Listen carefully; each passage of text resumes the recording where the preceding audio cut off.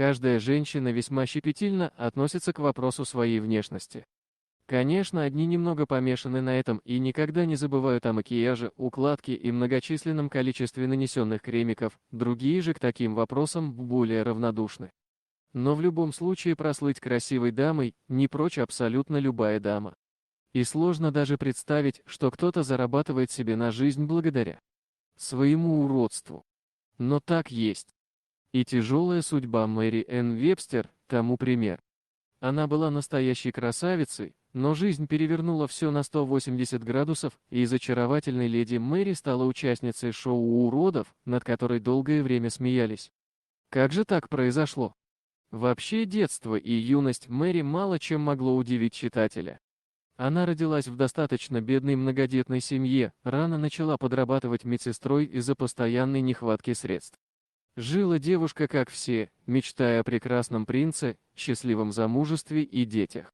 И, казалось бы, судьба ей улыбается и исполняет все пожелания.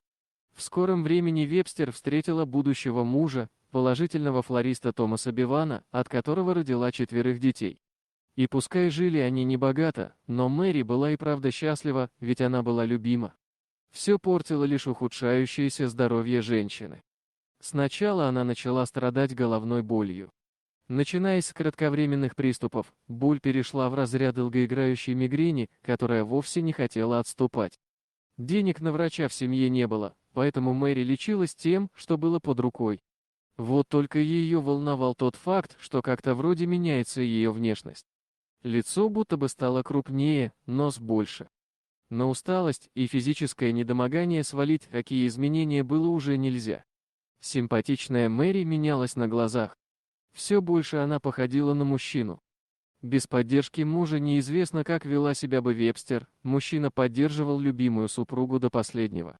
Однако, к сожалению, он погиб, оставив Мэри одну с 4 детьми. Больная, лишившаяся своей красоты и верного плеча рядом, женщина решилась на то, что долго откладывала в долгий ящик, поход к врачу. И именно от него она узнала, что у нее достаточно редкое гормональное заболевание под названием акромегалия. К большому сожалению, даже на сегодняшний момент болезнь считается неизлечимой, и единственное, чем могут помочь врачи, вогнать организм в некую стадию ремиссии. Ну а в конце 19, начале 20 века о таком, конечно, и думать не могли. Мэри все больше и больше менялась. Сталкиваясь с человеческой жестокостью, на нее тыкали пальцем, обзывали и глазели на улицах. На приличную работу женщину не брали, поэтому выход у нее был один – зарабатывать при помощи своей новой внешности. В то время в Лондоне проходил конкурс на самую уродливую женщину. И да, это было грубо, унизительно, но ничего иного Мэри для себя не видела. Она решила там участвовать и стала победительницей. К удивлению Мэри, эта победа стала для нее шансом начать новую жизнь. Не самую престижную, но зато с неплохим доходом. Женщина стала выступать в различных шоу, про нее начали появляться статьи в прессе. Более того, ее пригласили участвовать в очень известное шоу уродов, которое собирало огромные залы с восторженной публикой, желающей посмотреть на самых настоящих фриков. Сложно себе представить. Каждый день выставлять себя посмешищем, скорее всего, было трудно. А потом это выработалось в привычку. Ведь Мэри прекрасно осознавала, для чего она это делает, чтобы прокормить своих детей.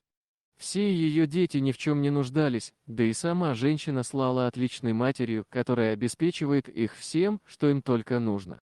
К большому сожалению, из-за болезни Мэри умерла в 59 лет, однако она стала примером преданной матери, которая готова на все ради своих детей, даже на ежедневные унижения.